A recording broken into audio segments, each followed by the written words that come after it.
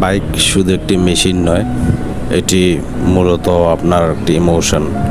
আপনি যখন bike ride করবেন, যখন আপনার মন খুবই খারাপ থাকবে অথবা আপনি থাকবেন কোনো চিন্তামগ্ন অবস্থায়, আপনি বেরিয়ে পড়ুন আপনার দুই চাকার সেই বাইক নিয়ে, যেটি আপনাকে প্রশান্তি যোগাবে, আপনাকে শান্তি দিবে, আপনার মানসিকতাকে যোগাবে অনেক বেশি অনুপ্রেরণা।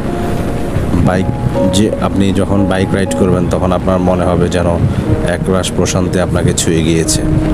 আপনি চলুন আপনার নিজস্ব গতিতে, আপনি স্পিডকে উঠান আপনার নিজস্ব গতিতে, দেখবেন মনের যত ধরনের হতাশা সব কিছুই ধুয়ে মুছে গিয়েছে।